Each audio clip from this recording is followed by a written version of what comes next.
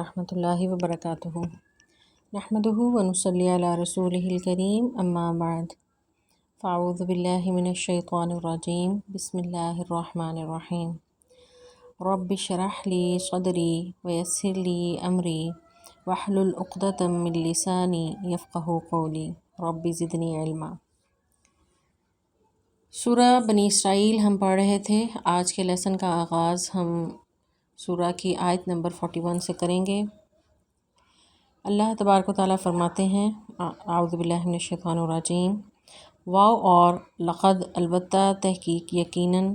صرفنا ہم نے پھیر پھیر کر بیان کیا، فی ھذا القرآن اس قرآن میں، لیذکروا تاکہ وہ سب نصیحت حاصل کریں، وما یزیدہم اور نہیں وہ اضافہ کرتا انہیں، الا نفورا مگر نفرت میں۔ کل کی آیات میں ہم نے جو آخری آیات پڑھی تھیں، آیت نمبر 39 اور 40، اس میں ہم نے دیکھا کہ اللہ تبارک و تعالیٰ نے انہیں شرک سے مشرکین مکہ کی مذمت کی اور ان کی مشرکانہ عقائد پر طنز بھی کیا کہ کیا تم اپنے لیے بیٹے پسند کرتے ہو اور اللہ کے لیے فرشتوں کو بیٹیاں قرار دیتے ہو، یعنی وہ صنف جسے تم اپنے نزدیک حقیر سمجھتے ہو، اللہ کے ساتھ اس کو شریک بناتے ہو۔ پھر ساتھ ہی یہ نصیحت بھی کہ وَلَا تَجْعَلْ مَعَ اللَّهِ إِلَٰهًا آخَرَ، کہ اللہ کے ساتھ کسی کو معبود نہ بناؤ، ورنہ جو ہے فَتُلْقَىٰ فِي جہنم، تمہیں جہنم میں ڈالا جائے گا، اور ملامت کرتے ہوئے، دھتکارتے ہوئے۔ یہ نہیں کہ صرف جسٹ ایسے پکڑ کے جہنم میں پھینک دیا اور وہاں پہ جلنے کا عذاب ہے، تو عذاب تو جلنے کا ہوگا ہی، اس کے ساتھ ساتھ ذلت اور رسوائی بھی ہوگی، یعنی مار کے ساتھ ساتھ ذہنی ٹارچر بھی کیا جائے گا، جسمانی اور ذہنی دونوں طرح کا۔ یہاں اللہ تبارک و تعالیٰ آیت نمبر 41 میں فرماتے ہیں کہ ہم نے یہ قرآن میں یہ جو آیات ہیں، یہ نصیحت کی باتیں ہیں، یا انسان کے لیے جو اس کے انجام کے حوالے سے برے اعمال ہیں، ان کو پھیر پھیر کے مختلف انداز سے بیان کیا ہے، یعنی شرک کی مذمت مختلف انداز سے کی، کہیں انسان کو سمجھانے کی کوشش کی کہ یہ دیکھو کہ کائنات کو اللہ تبارک و تعالیٰ نے تخلیق کیا، یہ زمین و آسمان خود ہی تو نہیں بن گئے، یہ کوئی پیدا کرنے والا ہے، پھر کون اس کو سنبھال رہا ہے،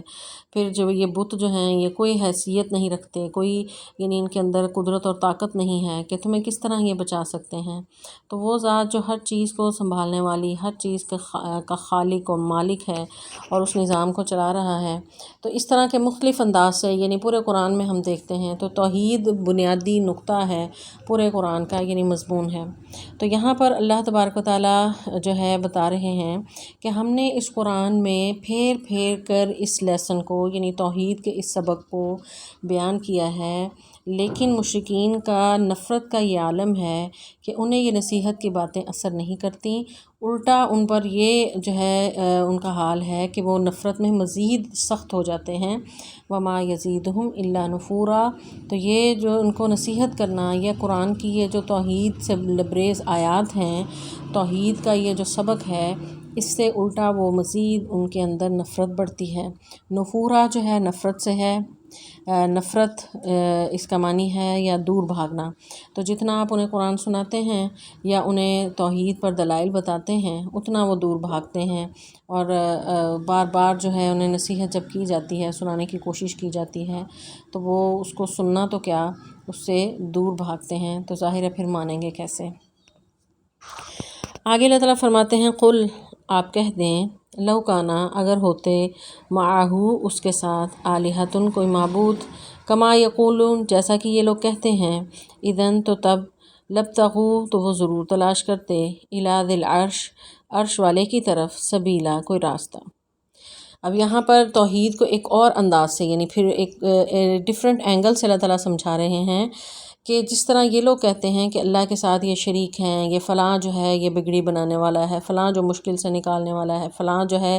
ڈوبتے کو بچانے والا ہے، فلاں بیٹے دینے والا، فلاں رزق دینے والا ہے، اگر یہ اتنے ہی معبود ہوتے، اتنے ہی یہ جو ہے جس طرح ان مشرکین نے اللہ کے ساتھ شریک بنا لیے ہیں، تو ظاہر ہے وہ تو جو الہ ہوتا ہے وہ تو پاورفل ہوتا ہے، تو یہ اگر اتنے پاورفل الہ ہیں ان کے، تو وہ تو ضرور پھر وہ جھگڑا کرتے، ہر یعنی جس طرح ایک جگہ پر دو بادشاہ ہوں، ایک سلطنت میں دو لوگ جو ہیں وہ اعلان کر دیں اقتدار کا، تو وہ سب سے پہلا کام یہ کرتے ہیں کہ ایک جو ہے جو زیادہ طاقتور ہوتا ہے وہ اپنے سے کمزور کو نیچا دکھانے کی کوشش کرتا ہے اور آپس میں وہ لڑتے ہیں یہاں تک کہ مکمل غلبہ کسی ایک کا ہو جائے، فتح یا شکست جو بھی ہو۔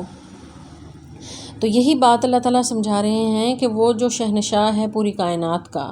وہ پورے نظام کو چلا رہا ہے، تم اس کے ساتھ شریک بناتے ہو۔ تو اگر کوئی شریک ہوتے تو وہ ظاہر ہے ڈیفینیٹلی وہ پھر اس سے جھگڑنے کی کوشش کرتے، وہ اس تک پہنچنے کی کوشش کرتے۔ تو یہ اللہ تعالیٰ فرماتے ہیں اِذًا لَابْتَغُوا إِلَىٰ ذِي الْعَرْشِ، تو وہ ضرور تلاش کرتے عرش والے تک۔ یعنی یہاں پر ایک اور نقطہ اس آیت سے یہ بھی سمجھ آ رہا ہے کہ اللہ تبارک و تعالیٰ عرش پر مستوی ہیں۔ اور الرحمن علی العرش استویٰ، قرآن پاک میں بھی اللہ تعالیٰ فرماتے ہیں کہ الرحمن جو ہے وہ عرش پر مستوی ہے۔ تو وہ ضرور تلاش کرتے عرش والے اللہ تک پہنچنے کی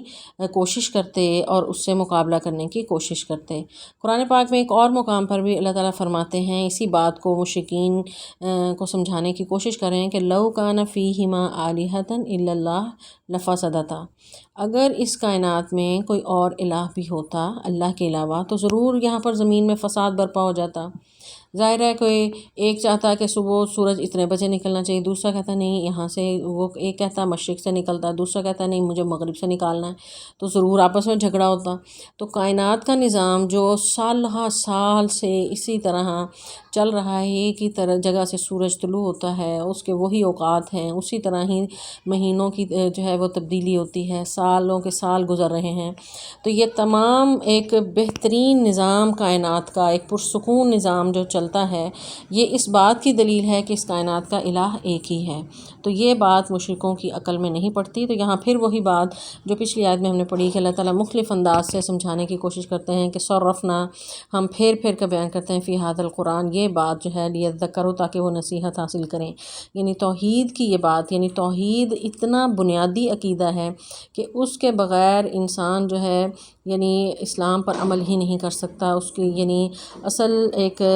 جو ہے تمام اسلام کی بنیاد جو ہے اسی عقیدہ پر ہے۔ تو سب سے پہلے اس عقیدہ کی اصلاح ہونا ضروری ہے۔ اس عقیدے میں تھوڑا سا بھی جھول جو ہے وہ انسان کو برباد کر سکتا ہے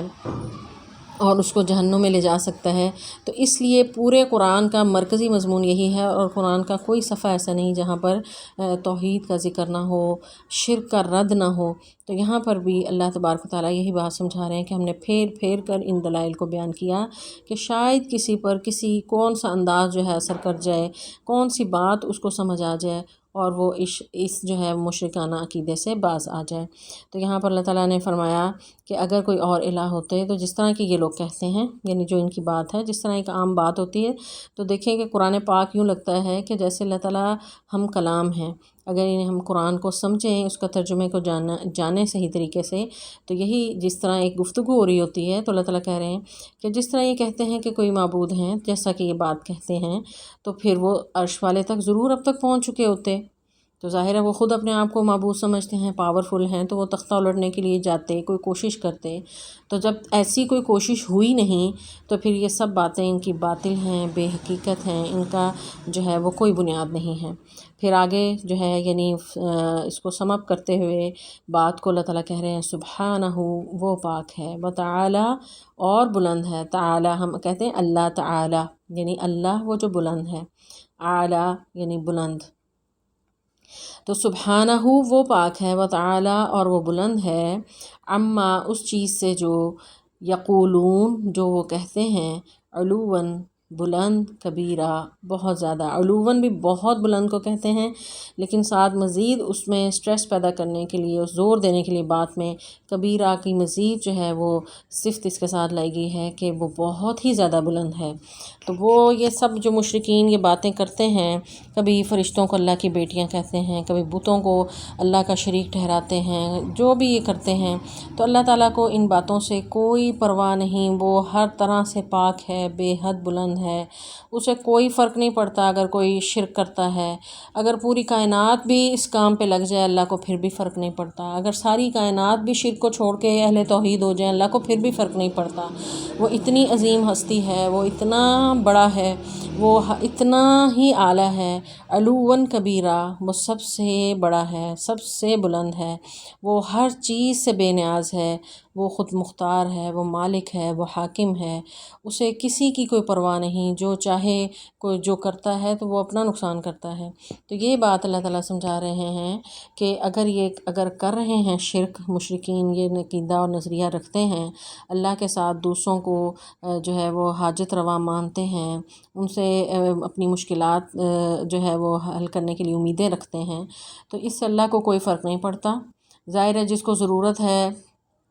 وہ خود جو ہے وہ اپنی ضرورت پوری کرنے کے لیے پہنچتا ہے، تو اللہ تعالیٰ کو تو پرواہ نہیں ہے۔ یہ اگر اسی طرح کرتے رہے تو اللہ تعالیٰ اس ہر چیز سے بے نیاز ہے، اللہ الصمد، اللہ بے نیاز ہے۔ آگے اللہ تعالیٰ فرماتے ہیں تسبحو، پاکیزگی بیان کرتے ہیں، لہو اس کے لیے، السماوات، آسمان، السبع سات، والارض اور زمین، ومن فیہن اور جو ان میں ہے، وَإِن اور نہیں، من شیء کوئی بھی چیز، الا مگر، یسبحو وہ تسبیح بیان کرتی ہے، بحمدہ اس کے حمد کے ساتھ، ولیکن لیکن، لا تفقہون وہ نہیں سمجھتے، تسبیحہم ان کی تسبیح، انہ بے شک وہ کانا ہے، حلیماً بے حد حوصلے والا یا بردبار، غفورا بہت بخشنے والا۔ تو یہاں پر مزید اللہ تعالیٰ بتا رہے ہیں انسانوں کو، کیونکہ قرآن کا سب سے یعنی مخاطب جو ہے انسان ہی ہے، تو انسانوں کو اللہ تعالیٰ بتا رہے ہیں کہ تم اللہ کی تسبیح کرو یا نہ کرو، تم شرک کرتے ہو، اللہ کے ساتھ شریک بناتے ہو، تو تم جو چاہے وہ کرو، حالانکہ تمہیں تو اللہ نے اشرف المخلوقات بنایا۔ دوسری طرف وہ جو تم سے کمتر مخلوقات ہیں، حالانکہ وہ بہت بڑی بڑی مخلوقات ہیں، آسمان کتنے بڑے ہیں اور زمینیں کتنی بڑی بڑی ہیں، اور پہاڑ کتنے بڑے بڑی اللہ کی مخلوق ہیں، یعنی اتنی اتنی بڑی کریشنز اللہ تعالیٰ کی کہ انسان اس کا سوچ نہیں سکتا، تصور نہیں کر سکتا، لیکن وہ سب مخلوقات اتنے بڑے وجود کے باوجود اللہ تعالیٰ نے اتنی عظیم عظیم مخلوقات ہیں، وہ سب اللہ کی پاکیزگی بیان کر رہی ہیں۔ تو یہاں پر ٹھہر کے ہم ذرا تسبیح کا معنی دیکھ لیتے ہیں، اور دوسرا اس آیت سے یہ بھی پتہ چلا کہ السماوات سبع کے 7 آسمان ہیں، والارض اور زمینیں بھی، تو یہاں پر 7 ایک دفعہ لا کر دونوں کی تعداد بتا دی کہ زمینیں بھی 7 ہیں تو یہ اور آسمان بھی 7 ہیں۔ یہ قرآن پاک میں ایک اور جگہ پر اللہ تعالیٰ نے فرمایا کہ اللہ تعالیٰ نے 7 آسمان بنائے اور اتنی ہی زمینیں بھی، تو سماوات جو ہیں 7 ہیں اور ارض زمینیں بھی۔ تو تسبیح کا جو معنی ہے یہ سبح یسبح سے بھی ہے، سبح یسبح کہتے ہیں پانی یا ہوا میں تیزی سے چلنا۔ عام طور پر زمین پہ جب انسان چلتا ہے تو وہ اتنی تیزی سے نہیں چل سکتا جتنا وہ نہیں پانی میں سوئم کر سکتا ہے تیزی سے، کوئی بھی چیز، یا ہوا میں چلنا ہو، جیسے ایروپلین دیکھتے ہیں کتنی تیزی سے وہ اڑتے ہیں کیونکہ وہاں کوئی رکاوٹ نہیں ہے۔ یا پھر ستاروں کا افلاک میں تیرنا، یعنی ستاروں کا جو چلنا آسمان میں، تو اس کے لیے بھی یہ لفظ استعمال ہوتا ہے۔ اور اللہ تعالیٰ جیسا کہ قرآن پاک میں فرماتے ہیں کل فی فلک یسبحون، سورہ یاسین میں، کہ وہ سب جو ہیں یعنی یہ جو ستارے ہیں اپنے اپنے دائرے میں تیر رہے ہیں۔ تیرنے کے لیے یعنی عام طور پر تیزی سے چلنا یا تیزی سے تیرنے کے معنوں میں یہ استعمال ہوتا ہے۔ گھوڑے کے تیز چلنے کے لیے بھی لفظ استعمال ہوتا ہے۔ سورہ نازعات میں اللہ تعالیٰ فرماتے ہیں والسابحات سبحا، کہ یعنی یہاں پہ بھی اس کے تیز چلنے کے معنوں میں یہ لفظ استعمال ہوا ہے۔ تو ایک اس کا معنی یعنی اللہ تعالیٰ کی یعنی تسبیح بیان کرنا کہ ہر وہ عیب اور کمی سے وہ پاک ہے، تو اصل میں اس میں بھی اس کی اطاعت، عبادت اور پاکیزگی بیان کرنے کا ہی معنی ہے، یعنی اطاعت، عبادت اور پاکیزگی بیان کرنے میں تیزی دکھانا، مستعدی دکھانا، یہ جو ہے وہ تسبیح کے معنی ہے۔ تو جتنی بھی زمینیں ہیں، آسمان ہیں، ہر طرح کی کریشنز ہیں، وہ سب اللہ کی تسبیح بیان کر رہی ہیں، اور جو ہے لیکن تمہیں ان کی تسبیح کا پتہ نہیں۔ اب وہ تسبیح کیسے بیان کر رہی ہیں تو اس کے بارے میں مفسرین کی 2 آراء ہیں۔ بعض کہتے ہیں کہ یعنی اللہ تعالیٰ نے ہر مخلوق کو اس کی ذمہ داری دی ہے، یعنی جس طرح جانور ہیں، گائے وغیرہ، اس کا کام ہے کہ وہ دودھ دینا ہے تو وہ دودھ دینے سے رکتی نہیں ہے، جو بھی یعنی اللہ تعالیٰ نے اس کی ذمہ داری لگائی وہ پوری کر رہی ہے۔ اسی طرح آسمان ہیں، زمینیں ہیں، بادل ہیں، بارش برساتے ہیں، تو جو جس کی ذمہ داری ہے وہ پورا، اور سورج جو ہے وہ اس کا کام حرارت پہنچانا ہے، روشنی پہنچانا ہے، وہ کر رہا ہے۔ چاند کے اسی طرح جو حرکت ہے وہ اپنے حساب سے وہ چل رہے ہیں، اور جو اللہ تعالیٰ نے انہیں ذمہ داری ڈالی ہے تو اس ذمہ داری یا اس کام کو، یعنی ان کی جو حالت ہے وہ حالت جو ہے وہ بتاتی ہے کہ وہ اللہ تعالیٰ کی اطاعت میں ہیں، اور اس میں تیزی دکھاتے ہیں، اس میں یعنی کوئی رکاوٹ نہیں ہے۔ یعنی حدیث بھی ہے کہ رسول اللہ صلی اللہ علیہ وسلم فرماتے ہیں کہ جب سورج جو ہے غروب ہونے لگتا ہے تو وہ اللہ کے قدموں یعنی سجدہ کرتا ہے، اسی طرح وہ طلوع ہونے سے پہلے بھی اجازت لیتا ہے۔ تو یہ چیزیں جو ہیں یعنی اپنے اپنے کام میں لگی ہوئی ہیں، یعنی ہر مخلوق اپنے کام میں مستعد ہے اور تیزی دکھا رہی ہے اور پھرتی دکھا رہی ہے، ایک معنی یہ ہے۔ دوسرا یہ بھی ہو سکتا ہے کہ ان مخلوقات کو بھی اللہ تعالیٰ نے جو ہے وہ زبان دی اور وہ تسبیح کر رہے ہیں، لیکن چونکہ فریکوینسی ڈیفرنٹ ہے ہر ان کی آواز کی، تو اس سے ہم انسان نہیں سمجھتے، لیکن وہ تسبیح کر رہے ہیں، اور یہ اس کی دلیل قرآن ہی سے ہے۔ اللہ تعالیٰ فرماتے ہیں قرآن پاک میں سورہ نور میں، کل قد علم صلاتہ و تسبیحہ، کہ ہر ایک نے اپنی نماز اور اپنی تسبیح جان لی، یعنی مختلف مخلوقات کا ذکر وہاں پہ اللہ تعالیٰ نے کیا، اور ساتھ یہ بھی بتا دیا کہ ان میں سے ہر ایک کو تسبیح کا پتہ ہے، یعنی بادلوں کا ذکر ہے وہاں، آسمانوں کا ذکر ہے، پرندوں کا ذکر ہے، تو وہ ہر ایک، اور پھر اس کے ساتھ ساتھ پہاڑوں کی تسبیح کا بھی ذکر ہے۔ سورہ صاد میں حضرت داؤد علیہ السلام کے بارے میں اور سلیمان علیہ السلام کے بارے میں ہے کہ انا سخرنا الجبال معہ یسبحن بالعشی والاشراق والطیر محشورۃ کل لہ اواب، کہ ہم نے پہاڑوں کو ان کے ہمراہ جو ہے مسخر کیا، وہ دن کے پچھلے پہر اور سورج چڑھنے کے وقت تسبیح کرتے تھے، اور پرندوں کو بھی جب کہ وہ اکٹھے ہوتے، اور سب اس کے لیے رجوع کرنے والے تھے۔ یعنی ان آیات میں پہاڑوں کا پتہ چلتا ہے کہ وہ تسبیح کرتے ہیں، اور تسبیح کے اوقات بھی بتائے گئے ہیں کہ صبح کے وقت اور شام کے وقت، تو اس وقت پہ وہ تسبیح کرتے ہیں۔ پرندے بھی وہ اکٹھے ہو کے، آپ نے دیکھا ہوگا شام کے وقت جب جھنڈ کے جھنڈ اکٹھے ہوتے ہیں اور بہت وہ بول رہے ہوتے ہیں، بڑی پیاری سی آوازیں آ رہی ہوتی ہیں، تو یہ ان کی تسبیحات ہیں۔ تو وہ ان کے ساتھ حضرت داؤد علیہ السلام، حضرت سلیمان علیہ السلام، وہ پرندوں کی بولی بھی اللہ تعالیٰ نے انہیں سکھا دی تھی، تو ان کے ساتھ مل کر وہ تسبیح کرتے تھے۔ اور داؤد علیہ السلام جو ہے ان پر کتاب جو نازل ہوئی تھی وہ زبور تھی، اور زبور کو اگر دیکھا جائے تو وہ تمام کی تمام جو ہے اس میں تسبیحات اور حمد ہی ہے، یہ جیسے یعنی کوئی حمد بیان کرے تو ان کی آواز بھی اللہ تعالیٰ نے بہت پیاری دی، اور یعنی ضرب المثل بھی ہے لحن داؤدی، یعنی داؤد علیہ السلام کی آواز جو ہے اتنی خوبصورت تھی، اور وہ پھر ان تسبیحات کو بڑے ہی خوبصورت انداز میں پڑھتے تھے۔ تو ان کے ساتھ ساتھ پہاڑ بھی پڑھتے تھے وہ ان تسبیحات کو، پرندے بھی، چرند، جنات، تمام مخلوقات، وہ تو ہر ایک کی بولی جانتے تھے۔ چونٹی کے ساتھ گفتگو بھی ان کی قرآن پاک میں سورہ نمل میں ذکر ہے۔ تو وہ کتنا ایک خوبصورت منظر ہوتا ہوگا کہ جب یہ سب مل کر اللہ کی حمد اور تسبیح بیان کرتے ہوں، اور ساتھ پیغمبر اور ان کی انتہائی خوبصورت آواز، اور کس طرح جو ہے وہ ایک منظر جو ہے وہ بن جاتا ہوگا، تو وہ تسبیحات کرتے تھے۔ تو رسول اللہ صلی اللہ علیہ وسلم کے معجزات بھی ہیں کہ آپ صلی اللہ علیہ وسلم جس کھجور کے تنے کے ساتھ کھڑے ہو کر خطبہ دیا کرتے تھے مسجد نبوی میں، شروع میں جب یعنی ممبر نہیں بنا تھا، تو بعد میں جب ممبر بن گیا تو وہ آپ نے فرمایا کہ وہ تنا جو ہے وہ رو رہا ہے، یعنی وہ آپ صلی اللہ علیہ وسلم کی جدائی برداشت نہیں کر سکا، کہ کہاں آپ صلی اللہ علیہ وسلم میں ساتھ ٹیک لگا کے کھڑے ہوتے تھے، آپ کی گفتگو، آپ کے جو خوبصورت الفاظ جو ہے وہ سنا کرتا تھا، تو وہ اس سے یعنی اسی طرح درختوں کا جھکنا، پہاڑوں، وہ پتھروں کی گفتگو، اس کا بھی ذکر جو ہے معجزات رسول اللہ صلی اللہ علیہ وسلم سے بھی ثابت ہیں۔ تو یہاں پر اللہ تعالیٰ فرماتے ہیں وَإِن مِّن شَيْءٍ إِلَّا يُسَبِّحُ بِحَمْدِهِ، اور نہیں کوئی بھی چیز مگر وہ تسبیح بیان کر دی اس کے حمد کے ساتھ، یعنی حمد کے ساتھ تسبیح، یعنی اللہ کی تعریف کے ساتھ۔ حمد کہتے ہیں ایسی تعریف جس میں تعظیم بھی ہو اور محبت بھی ہو۔ ایک تو تعریف ہوتے ہیں انسان ویسے کسی کی کرتا ہے، لیکن حمد کہتے ہیں ایسی تعریف جس کے ساتھ تعظیم بھی ہو اور محبت بھی۔ تو اللہ کی حمد کے ساتھ اس کی تسبیح بیان کر رہی ہیں چیزیں، یعنی تیزی سے اللہ کی جو ہے وہ پاکیزگی کو بیان کر رہی ہیں۔ وَلَٰكِن لَا تَفْقَهُونَ، تم نہیں سمجھتے ان کی تسبیح کو۔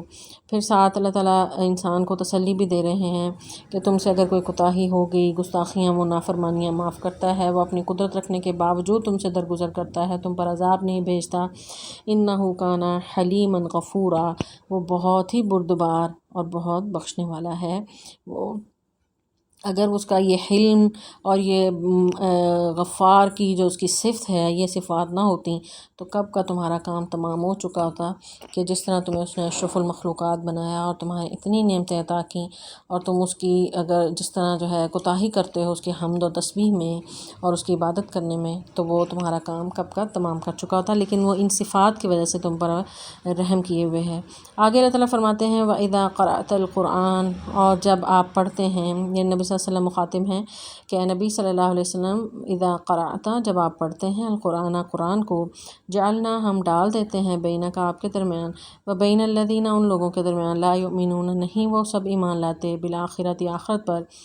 حجاباً، ایک پردہ، مستورا، چھپا ہوا۔ مشرکین مکہ کا یہ حال تھا کہ وہ جب نبی صلی اللہ علیہ وسلم قرآن پڑھتے تھے تو وہ سننا نہیں چاہتے تھے، ضد اور ہٹ دھرمی میں اس قدر بڑھ گئے تھے کہ ہزار سمجھانے کے باوجود انکار ہی کرتے تھے۔ تو نتیجے کے طور پر اللہ تعالیٰ نے بطور سزا یہ فرمایا کہ ہم نے اب ان کا حال یہ کر دیا ہے، یعنی چونکہ یہ صورت آپ ذہن میں رکھیں، مد نظر رکھیں کہ کس دور کی ہے، یعنی نبوت آپ کو ملے ہوئے تقریباً 12 سال گزر چکے ہیں اور ہر طرح کا حربہ جو ہے وہ آزمایا جا چکا تھا۔ مشرکین مکہ کی مخالفت عروج پہ تھی، جتنے ہی صالح لوگ تھے اور سلیم الفطرت لوگ تھے وہ اسلام قبول کر چکے تھے، وہ ان جابر اور ظالم مشرکوں کا ظلم برداشت کر رہے ہیں۔ رسول اللہ صلی اللہ علیہ وسلم کی ذات مبارک پر طرح طرح کے الزامات ہیں، آپ کو کبھی جادوگر کہا جا رہا ہے، کبھی آپ کو دیوانہ کہا جا رہا ہے، وہ بھی آگے آیات میں ہم پڑھیں گے۔ تو اس قسم کے حالات میں اللہ تعالیٰ بتا رہے ہیں کہ قرآن جب آپ پڑھتے ہیں تو یہ اللہ کی طرف سے ان پر جو ہے یہ بدبختی آ چکی ہے کہ ان کی ضد اور ہٹ دھرمی کی وجہ سے اللہ تعالیٰ نے کیا کیا ہے کہ جعلنا بینک و بین الذین لا یؤمنون، کہ اے نبی آپ صلی اللہ علیہ وسلم کے درمیان اور ان لوگوں کے جو ایمان نہیں لاتے ان آخرت پر، کیونکہ ایک مشرکین مکہ آخرت، اللہ کو تو وہ مانتے تھے، یعنی شریک اگرچہ اللہ کے ساتھ ٹھہراتے تھے لیکن اللہ کی ذات کا انکار نہیں، یعنی ملحد نہیں تھے، مشرک تھے، تو اللہ کی ذات کا انکار نہیں وہ کرتے تھے، لیکن آخرت کو نہیں مانتے تھے۔ آخرت کا تو بالکل وہ انکار کرتے تھے اور اس پر تعجب کا اظہار کرتے تھے کہ من یحیی العظام وہو رمیم، کون ان ہڈیوں کو زندہ کرے گا جو وہ بسیدہ ہو گئیں، گل گئیں، سڑ گئیں۔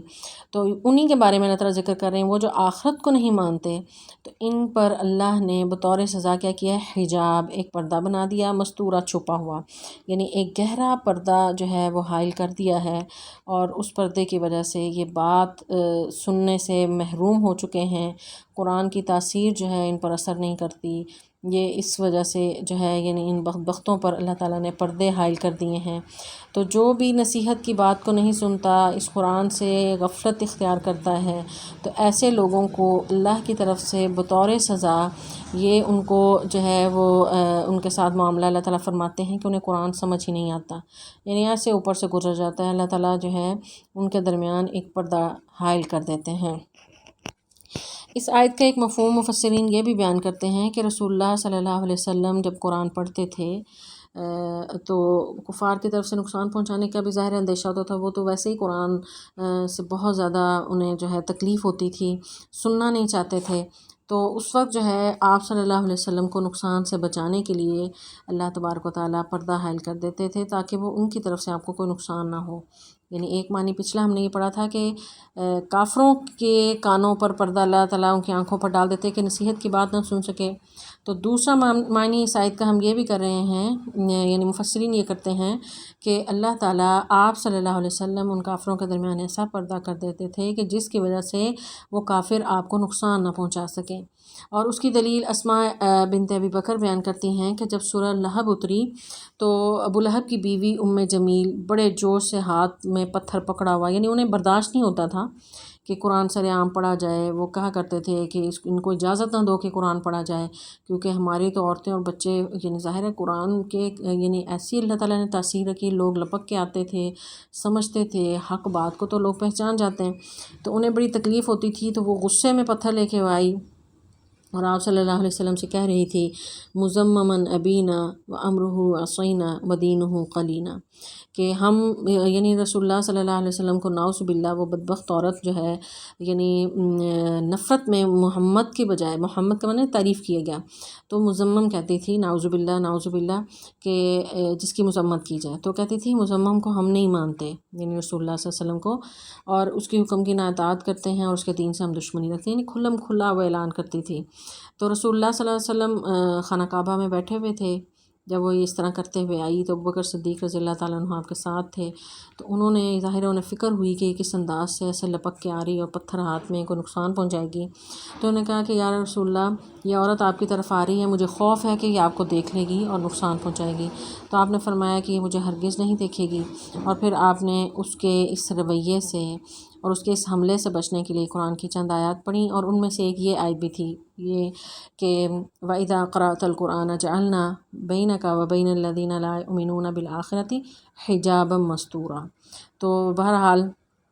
اللہ تعالیٰ نے وہ پردہ بنا دیا پھر، اور وہ جو ہے یعنی اسی طرح ہی حضرت ابوبکر صدیق سے ہی چند باتیں کر کے وہ چلی گئی اور رسول اللہ صلی اللہ علیہ وسلم کو نقصان نہیں پہنچایا۔ تو ایک معنی یہ بھی ہو سکتا ہے اس آیت کا۔ آگے اللہ تعالیٰ فرماتے ہیں وَجَعَلْنَا عَلَىٰ قُلُوبِهِمْ، ہم اور ہم نے بنا دیے عَلَىٰ قُلُوبِهِمْ ان کے دلوں پر اکنہ پردے، یعنی پہلا انہیں سزا کیا ملی؟ قرآن سے نفرت کی وجہ سے، قرآن سے دور رہنے کی وجہ سے، کہ اللہ نے ان کے درمیان ایک پردہ جو ہے وہ حائل کر دیا کہ وہ اس کو سن نہیں سکتے، سمجھ نہیں سکتے۔ دوسرا ان کے دلوں پر بھی پردہ، یعنی آنکھوں اور کانوں پر بھی ہے اور پھر دلوں پر بھی ہے، دلوں پر بھی پردہ ڈال دیا کہ ان یفقہوا، کہ وہ اسے سمجھیں، وفی آذانہم، اور ان کے کانوں پر وقرا، بوجھ ہے۔ وَإِذَا، اور جب ذکرتا آپ ذکر کرتے ہیں ربک، اپنے رب کا، فی القرآن، قرآن میں، وحدہ، اکیلے اسی کا، یعنی توحید کو بیان کرتے ہیں، ولوا، وہ سب پھر جاتے ہیں، علی ادبارہم، اپنی پیٹھوں پر، نفورا، نفرت کرتے ہوئے، یعنی توحید کی بات جب بھی کرتے، یعنی یہی مشرکین مکہ رسول اللہ صلی اللہ علیہ وسلم سے یہی کہا کرتے تھے کہ ہمیں، یعنی وہ رسول اللہ صلی اللہ علیہ وسلم جو انہیں بہت پیارے تھے، صادق اور امین کہتے تھے، آپ سے اپنے فیصلے کرواتے تھے، یعنی نبوت سے پہلے کہ اگر آپ کی سیرت مبارکہ کو پڑھیں ہم تو آپ کا بڑا عزت اور مقام مرتبہ تھا، اور بہت یعنی کم عمری میں ہی انہوں نے بہت زیادہ جو ہے رسپیکٹ دیتے تھے، لیکن کیا وجہ ایسی ہوئی کہ نبوت ملتے ہی آپ کے سب دشمن ہو گئے اور ہر عیب آپ میں نظر آنے لگا؟ تو بات وہ ایک ہی تھی کہ انہیں یہ توحید کا نعرہ پسند نہیں تھا، اصل دشمنی ہی صرف یہ تھی کہ رسول اللہ صلی اللہ علیہ وسلم لا الہ الا اللہ کی طرف بلاتے تھے، اور یہی پہلی جو دعوت بھی آپ نے کوہ صفا کے پاس دی تھی تو وہاں ابو لہب نے یہی کہا تھا کہ یعنی آپ صلی اللہ علیہ وسلم کو بددعا دی تھی اور کہا تھا کہ تمہارے ہاتھ ٹوٹ جائیں کہ تم نے ہمیں اس کام کے لیے بلایا۔ آپ صلی اللہ علیہ وسلم نے صرف توحید کا ہی درس دیا تھا، اور پھر اس کے بعد جب آپ صلی اللہ علیہ وسلم کی شکایت آپ کے چچا ابو طالب کے پاس بھی لے کر آئے، اور اس وقت بھی انہوں نے یہی مطالبہ رکھا تھا کہ اسے کہو کہ یہ صرف یہ ہمارے معبودوں کو برا کہنا چھوڑ دے تو ہماری اس کے ساتھ جنگ ختم ہو جائے گی۔ تو یعنی اصل جنگ ہی جو ہے کفار کی، مشرکین کی، اہل توحید سے یہی ہوتی ہے کہ وہ ایک اللہ کو مانتے ہیں، اور مشرک جو ہے وہ اللہ کے ساتھ شریک ٹھہراتا ہے، تو یہ بات مشرک کو برداشت نہیں ہوتی، اور اہل توحید ان مشرکین کی یہ بات، ان کے شرک کو ایکسیپٹ نہیں کر سکتے۔ تو یہ بالکل دو ایک متضاد جو ہیں یعنی نظریات ہیں، اور یہ نظریات کبھی بھی ایک نہیں ہو سکتے۔ تو یہاں پر اللہ تعالیٰ بتا رہے ہیں کہ قرآن سے نفرت کی وجہ یہ ہے کہ اس میں تنہا ایک اللہ کا ذکر ہے، ایک اللہ کی طرف دعوت ہے، ایک اللہ کی طرف جو ہے وہ بلایا جاتا ہے، پکارا جاتا ہے۔ تو جب بھی آپ اس قرآن میں ذکر کرتے ہیں تنہا اسی رب کا، تو یہ نفرت سے اٹھ کے منہ بسور کر وہاں سے بھاگتے ہیں، انہیں برداشت نہیں ہوتا۔ تو یعنی اگر پچھلی آیت اور اس آیت کو دونوں کو ہم ملائیں، آیت نمبر 45 اور 46 کو، تو ہم دیکھتے ہیں کہ ان مشرکین کو جب قرآن سنایا جاتا ہے، توحید کی بات بتائی جاتی ہے، تو ایک قرآن سے نفرت کرنے کی وجہ سے، پیٹھ پھیرنے کی وجہ سے، اللہ تعالیٰ ان کے ساتھ کیا کرتے ہیں بطور سزا کہ ان کے درمیان اور رسول اللہ صلی اللہ علیہ وسلم کے درمیان حجاب مستورہ، ایک پردہ بنا دیتے ہیں۔ اس پردے کی وجہ سے یعنی انہیں نظر کچھ نہیں آتا، قرآن کی حقانیت، اس کی حقیقت، اور اس کے اندر جو ابدی جو اس کے ابدی صفحات میں انسان کے لیے جو لیسن ہے وہ سب جو ہے وہ انہیں نظر ہی نہیں آتا، انہیں سمجھ ہی نہیں آتی کہ ہمارا بھلا کس چیز میں ہے۔ دوسرا ان کا نقصان یہ ہوتا ہے کہ ان کے دلوں پر اللہ تعالیٰ اکینہ کہتے ہیں چھپانے کی چیز، یعنی پردہ مراد اس سے گہرا پردہ کہ جس سے کچھ بھی آر پار نظر نہ آئے۔ دلوں پر بھی جو ہے ایسا پردہ پڑتا ہے کہ دل سمجھتے ہی نہیں، یعنی ایک انسان کا جسمانی وجود ہے جو نظر آتا ہے، مادی وجود جس کی آنکھیں بھی ہیں جو دیکھتی ہیں، کان ہیں جو سنتے ہیں، تو ایک اس کی روح کا وجود ہے، اور وہ یہاں قلوب سے مراد وہ ہے، یعنی اس کے روح کا جو سننے سمجھنے کی صلاحیت بھی اللہ چھین لیتے ہیں، اس کے جسم کے سننے سمجھنے کی صلاحیت بھی چھین لیتے ہیں۔ دونوں پر ہی پردے جب پڑ گئے تو اب تو بالکل امید نہیں، یعنی ایک آنکھوں کا اندھا ہوتا ہے اور ایک دل کا اندھا ہے، تو یعنی اللہ آنکھوں کا بھی اندھا بنا دیتے ہیں اور دل کا بھی اندھا بنا دیتے ہیں۔ اور پھر اس کے ساتھ ساتھ ایک تیسری بات یہ بھی ہوتی ہے کہ ان کے کانوں پر جو ہے اللہ تبارک و تعالیٰ وقرہ بوجھ ڈال دیتے ہیں۔ تو اب کانوں پر جب بوجھ ہے، یعنی جب کبھی پہاڑی کو سفر کریں تو ایک دم سے ہوا کے پریشر کی وجہ سے کان بند ہو جاتے ہیں تو سنا نہیں جاتا صحیح طرح، تو وہ تو یعنی بہت کم بوجھ ہوتا ہے، تو ان پر ایسا کوئی بوجھ ڈال دیا کہ اب یہ ان کی سماعتیں بالکل ختم ہو گئیں، محروم ہو گئے، اور یہ سب وجہ ہے یہی کہ علی ادبارہم نفورا، کہ نفرت کرتے ہوئے یہ اٹھ گئے تھے۔ انہوں نے بیٹھ کے سننا برداشت نہیں کیا، اور انہوں نے قرآن کی بات نہیں سنی، رسول اللہ صلی اللہ علیہ وسلم کی بات نہیں سنی، اور توحید کا انکار کیا، مشرکانہ عقائد پہ یہ ڈٹے رہے، تو ایسے ضدی اور ہٹ دھرم لوگوں کا انجام یہی ہوتا ہے۔ آگے اللہ تعالیٰ فرماتے ہیں نحن اعلم بما یستمعون، ہم خوب جانتے ہیں کہ جس نیت سے یستمعون وہ غور سے سنتے ہیں بھی اس کو، یعنی قرآن کو، اس جب یستمعون وہ سب کان لگاتے ہیں الیک آپ کی طرف، وَإِذْ اور جب ہوں وہ نجوا وہ سرگوشیاں کرتے ہیں، اذ یقولوا جب وہ کہتے ہیں ظالمون ظالم، ان تتبعون نہیں تم سب پیروی کرتے الا رجلا کیسے آدمی کی، مسحورا جو جادو زدہ ہے، یعنی جس پر جادو ہوا ہے۔ پیچھے ذکر اللہ نے کیا کہ ان پر پردہ ہے، پردہ حائل ہے، ان کے آنکھوں پر، ان کے دلوں پر بھی پردہ ہے، کانوں پر بھی بوجھ ہے، اس کے باوجود وہ چاروں ناچار آتے ہیں، چھپ چھپ کر سنتے ہیں قرآن۔ رسول اللہ صلی اللہ علیہ وسلم جب حرم میں قرآن پڑھا کرتے تھے تو ابو جہل کے بارے میں ہے کہ وہ آ کے چھپ کر قرآن سنا کرتا تھا، اور بھی آ کر ان کے بڑے بڑے سردار جو ہیں وہ آیا کرتے تھے اور سنتے تھے چھپ کر قرآن، اور ان کے قرآن سننے کا مقصد یہ نہیں ہوتا تھا کہ ہم اس سے کوئی ہدایت کی بات سیکھیں۔ اگر بعض اوقات یعنی قرآن کی آیات ایسی ہیں کہ وہ ہدایت پا بھی لیتے، یعنی ہدایت کی باتیں انہیں نظر بھی آ جاتی تھی، حقانیت کو پہچان جاتے تھے، اس کے باوجود اپنی ان سرداریوں کا ڈر اور اپنی ضد اور انا اور ہٹ درمی کی وجہ سے وہ انکار کرتے تھے۔ تو ان کے اس رویے کو اللہ تعالیٰ اس آیت میں بیان کر رہے ہیں کہ جب وہ قرآن کو سنتے ہیں تو کان بڑا لگا کے سنتے ہیں، اور بعد میں جا کے سرگوشیاں بھی کرتے ہیں، اور سرگوشیاں ان کی کیا ہوتی ہیں کہ کسی طرح بھی رسول اللہ صلی اللہ علیہ وسلم کو نیچا دکھائیں، آپ پر اعتراض کریں یا آپ کا مذاق اڑائیں، تو آپس کے مجلسوں میں جا کے نجوا جو ہے کہتے ہیں سرگوشی کرنے کو، تو وہ آپ کی جو ہے سرگوشیاں کر کر کے کہ وہ جو ہے آپ کو جادو زدہ قرار دیتے ہیں۔ یہ اور دیگر مقامات پر یہ ہے، کبھی آپ کو خود جو ہے وہ جادوگر کہتے تھے کہ آپ جادو کرتے ہیں، کہ اور ایسا انہوں نے مشہور بھی کیا تھا، کہتے تھے کہ یہ ایک ایسا جادو کرتا ہے کہ جو بیٹے کو باپ کا نہیں رہنے دیتا، ماں کو جو ہے اولاد کا نہیں رہنے دیتا، ہر ایک کو رشتہ داروں کو توڑ دیتا ہے، خاندان سے توڑ دیتا ہے، یہ ایسا کوئی جادو کرتا ہے۔ کبھی کہتے تھے کہ آپ کاہن ہیں، کبھی شاعر کہتے، کبھی مجنون کہتے، یہ طرح طرح کے القابات جو ہے آپ صلی اللہ علیہ وسلم کو دیا کرتے تھے، اور آپس میں یہ گفتگو کیا کرتے تھے، ان کی سرگوشیاں ہوا کرتی تھیں، اور ان کے لیے باقاعدہ مجلسیں ہوتی تھیں جس میں یہ آپس میں کہتے تھے کہ کس طرح سے نجات ہم حاصل کریں، کہ یہ تو محمد صلی اللہ علیہ وسلم کا دین تو پھیلتا چلا جا رہا ہے، اور ہمارا ایک ایک کر کے لوگ جو ہیں اس کے ساتھ اس کا قافلہ بڑھتا چلا جا رہا ہے، تو کس طرح اس کو ناکام ہم کریں۔ تو یہ تمام طرح کی وہ انہوں نے حرکتیں کیں، اور اللہ تعالیٰ نے یہاں پر ان کی حرکتیں کھول دیں کہ ہم ان حرکتوں سے بے خبر نہیں ہیں، کہ یہ اس طرح جو چھپ چھپا کر باتیں کرتے ہیں، سرگوشیاں کرتے ہیں، اور یہ ظالم جو آپ صلی اللہ علیہ وسلم کے بارے میں بات کرتے ہیں کہ آپ جادو زدہ ہیں، تو اللہ تعالیٰ فرماتے ہیں انظر آپ دیکھیں کیف کیسے ضربوا ان سب نے بیان کی ہیں لک الامثال آپ کے لیے مثالیں، فضلوا تو وہ پھر سب گمراہ ہو گئے، فلا یستطیعون تو نہیں وہ سب استطاعت رکھتے سبیلا کوئی بھی راستے کی. یعنی یہ دیکھیں ظالم کس طرح آپ کے بارے میں باتیں کرتے ہیں. تو ہم جو ہے انہیں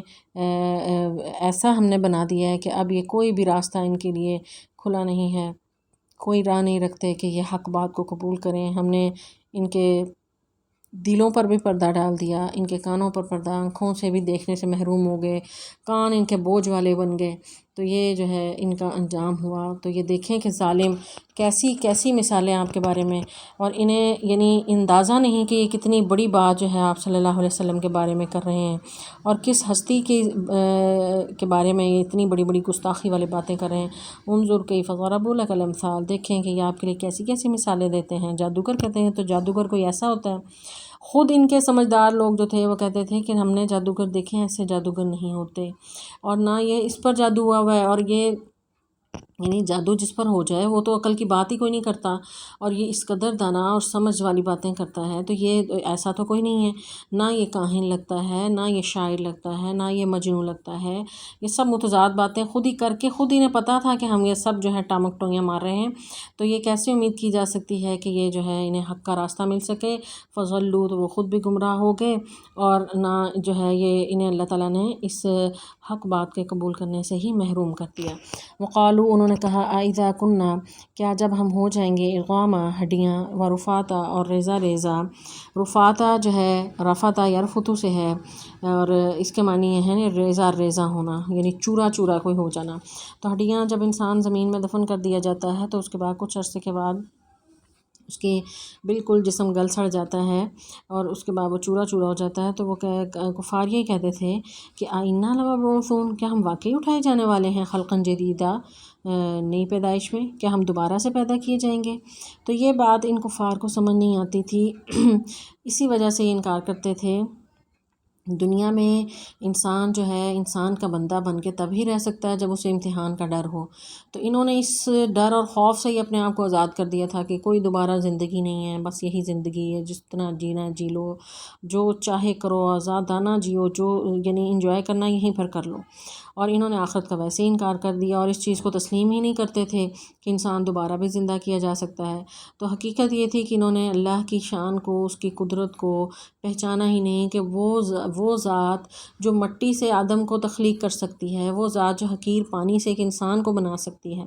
وہ ذات کیا انہیں دوبارہ نہیں بنا سکتی؟ اللہ کے لیے تو کوئی مشکل نہیں، وہ کن کہتا ہے ہو جاتا ہے. تو یہ بات انہیں سمجھ نہیں آتی تھی. آخرت کا انکار وہ کرتے تھے. اصل میں آخرت کی جواب دہی سے انہیں جو ہے وہ آزادی چاہتے تھے، تو اس وجہ سے یہ انکار کرتے تھے. تو وہ یہی کہتے تھے کہ اذا کننا عظاما ورفاتا، کیا یہ ہڈیاں جب ریزہ ریزہ ہو جائیں گی تو کیا وہ دوبارہ نئے سرے سے پیدا ہوں گی. قل، اے نبی آپ کہہ دیں، کونو، تم سب ہو جاؤ، حجارتاً پتھر، او حدیدہ، یا پھر لوہے کے. تم پتھر کے بن جاؤ یا لوہے کے بن جاؤ، تم جس صورت میں بھی ہو جاؤ، تمہیں اللہ تعالیٰ دوبارہ زندہ کر کے وہ اٹھا لے گا. اس کے لیے کوئی مشکل نہیں ہے. وہ دوبارہ جو ہے وہ تخلیق، وہ پہلی بار پیدا کرنا ایک چیز کو مشکل ہوتا ہے، یا دوبارہ پیدا کرنا. یہ نہیں کہ کوئی چیز جو ہے وہ اگر انسان بناتا ہے، کوئی عام انسان کی مثال دے لیں، کوئی انجینئر ہے، کوئی بھی نئی ایجاد کرنی ہو تو پہلی بار وہ مختلف تجربے کرے گا اور محنت سے بنائے گا. تو جب وہ ایک دفعہ ایکسپرٹ ہو جائے تو اس کے لیے تو مشکل ہی نہیں. اور وہ تو خالق الکائنات ہے، وہ ہر چیز کو پیدا کرنے والا، وہ تو کن کہتا ہے اور ہو جاتا ہے. تو اس نے انسان کو تخلیق کیا، تو اس انسان کو اس کے لیے دوبارہ پیدا کرنا ہی کوئی مشکل ہے؟ کوئی مشکل نہیں. وہ کن کہے گا اور ہو جائے گا. اللہ تعالیٰ فرماتے ہیں تم پتھر کے ہو جاؤ، لوہے کے ہو جاؤ، تم ریزہ ریزہ ہو جاؤ، تمہارا کچھ نہ بچے، اس کے باوجود بھی وہ تمہیں دوبارہ پیدا کرنے پر قادر ہے. او خلقن، یا کوئی اور مخلوق، مما، اس میں سے جو یکبرو، جو بڑی معلوم ہوتی ہو، فی صدورکم، تمہارے سینوں میں. فسیقولون، پھر عنقریب وہ کہیں گے، من یعیدنا، کون وہ دوبارہ لوٹائے گا ہمیں. قل، آپ کہہ دیں، الذی، جس نے فطرکم، تمہیں پیدا کیا، اول مرہ، پہلی مرتبہ. فسینغضون، پھر عنقریب وہ سب جو ہے وہ ہلائیں گے الیکا آپ کی طرف رؤوسہم اپنے سروں کو، ویقولون وہ کہیں گے متى ہوا، وہ کب ہوگا، کل آپ کہہ دیں عسیٰ ہو سکتا ہے، ان یکون قریبا کہ وہ بہت ہی قریب وقت ہو۔ یعنی یہ سب باتیں جب انہیں سمجھا دی جائیں کہ وہ جس نے تمہیں پہلے پیدا کیا، تم مٹی کے ہو جاؤ یا نباتات کی صورت میں دوبارہ جو ہے زندگی کے آثار آ جائیں، کچھ بھی ہو جاؤ، پتھر کے، لوہے کے، تو اللہ تعالیٰ تمہیں دوبارہ اٹھا کر ہی رہے گا، وہی جس نے تمہیں پہلی بار پیدا کیا۔ اللہ تعالیٰ فرماتے ہیں ایک اور جگہ، کنتم امواتا فاحیاکم ثم یمیتکم ثم یحییکم ثم الیہ ترجعون۔ تو یہ تو ایک فطری بات ہے کہ انسان جو ہے یعنی دنیا میں آیا ہے تو ظاہر ہے یہاں پر جو اچھے کام کرتے ہیں، بعض اوقات کسی کو اچھے کام کرنے کا جو ہے وہ پھل دنیا میں مل جاتا ہے، بعض کو نہیں بھی ملتا، تو اب یہ ڈیفینیٹلی بات ہے کہ اس کو اس کا ریوارڈ تو ملنا چاہیے۔ تو اللہ تعالیٰ نے آخرت اسی مقصد کے لیے بنائی کہ دنیا میں جو بھی عمل کیے، یہ دارالامتحان ہے، آخرت میں اس کا جو ہے وہ پھل تمہیں ملے گا۔ کسی کو یہاں مل جاتا ہے، کسی کو کئی گنا ہو کے بعد میں مل جائے گا۔ تو اللہ تعالیٰ فرماتے ہیں کہ وہ جس نے تمہیں پہلی بار پیدا کیا، پہلی بار پیدا کرنا مشکل ہوتا ہے، دوبارہ آسان ہوتا ہے، تو وہی تمہیں دوبارہ پیدا کرے گا۔ اللہ کے لیے پہلی اور دوسری بار دونوں پیدا کرنا ایک ہی جیسا ہے۔ تو پھر جو ہے یہ سب باتیں جب انہیں آپ صلی اللہ علیہ وسلم کہتے تھے تو اللہ تعالیٰ جو ہے ساتھ ہی ان کے جواب کافروں کے پہلے ہی ایڈوانس رسول اللہ صلی اللہ علیہ وسلم کو بتا رہے ہیں کہ یہ اس بات پر بھی آپ کا مذاق اڑائیں گے، اور سر جیسے مذاق اڑانے کے انداز میں انسان سر ہلاتا ہے، تو فَسَيُنْغِضُونَ جو ہے یہ ان غزا ینغزو سے ہے، یا معنی تعجب اور مذاق کے طور پر سر ہلانا، جیسے سر ہلا کے کسی کا جو ہے وہ تمسخر اڑانا، تو یہ رسول اللہ صلی اللہ علیہ وسلم کا تمسخر اس انداز سے اڑائیں گے۔ انہیں اللہ تعالیٰ بتا رہے ہیں اپنے نبی کو کہ یہ آپ کا تمسخر اڑائیں گے، اپنے سروں کو ہلا ہلا کر، پھر کہیں گے ہاں ہاں پھر وہ قیامت کب آ رہی ہے، متى ہوا، وہ کب آئے گی۔ تو یہ سوال بھی قرآن پاک میں کئی جگہ پر ان کا جو ہے بیان ہوا۔ سورہ نبا میں اللہ تعالیٰ عما یتساءلون، یہ پوچھتے ہیں کہ عن النبأ العظیم، کب آئے گی وہ عظیم خبر جس کے بارے میں تم کہتے ہو۔ پھر ایک اور جگہ بھی اللہ تعالیٰ فرماتے ہیں کہ یہ بہت جلدی اس خبر، بڑی خبر کے بارے میں پوچھتے ہیں اور جلدی مچا رہے ہیں، انہیں کہہ دیں کہ وہ جلد ہی وہ خبر آنے والی ہے۔ تو یہ اللہ کے لیے تو کوئی مشکل نہیں ہے، وہ قیامت تو آج بھی آ سکتی ہے، اللہ تعالیٰ جب چاہے، تو اس کے لیے تیاری کیا ہے۔ یہ اس چیز کے انہوں نے کبھی سوچا کہ قیامت کی جلدی مچا رکھی ہے انہوں نے، اس کا تو آنا یقینی ہے اور وہ ٹلنے والی نہیں، اللہ نے اس کا وقت مقرر کیا ہے اور وہ اس وقت آ کر رہے گی۔ تو اب جو ہے یہ پوچھنا انہیں یہ چاہیے کہ وہ انہوں نے تیاری اس کی کتنی کی ہے۔ کل آپ کہہ دیں عسیٰ ان یکون قریبا کہ ہو سکتا ہے کہ وہ بہت ہی قریب ہو، اقترب للناس حسابہم، قریب آ گیا لوگوں کے حساب کا وقت، وہم فی غفلۃ معرضون، وہ اپنی غفلت میں پڑے ہوئے ہیں کہ خود انہیں پرواہ نہیں، کیا انہوں نے تیاری کی۔ یہ تو اسی طرح نالائق شاگرد طالب علم کی طرح ہے کہ جس نے تیاری کچھ نہ کی اور پوچھتا پھر امتحان کب ڈیٹ شیٹ آ گئی، کب پہلا پیپر ہے، تو یہ بے مقصد سوالات ہیں، تم نے تیاری کتنی کی۔ تو یہ نالائق سٹوڈنٹس کی یہ علامت ہوتی ہے۔ تو یہ تھے وہ نالائق سٹوڈنٹ جو طرح طرح کے سوالات سے، طرح طرح کے انداز سے رسول اللہ صلی اللہ علیہ وسلم کو ستاتے تھے۔ اصل ان کی جو ہے وہ رسول اللہ صلی اللہ علیہ وسلم کے انکار کے پیچھے وجہ یہی تھی کہ انہیں اپنی قیادت اور سیادت کا خوف تھا کہ یہ سب ہم سے چھن جائے گا۔ تو اسی وجہ سے آپ صلی اللہ علیہ وسلم کو نیچا دکھانے کے لیے کبھی آپ کو شاعر، مجنوں، کبھی ساحر، کبھی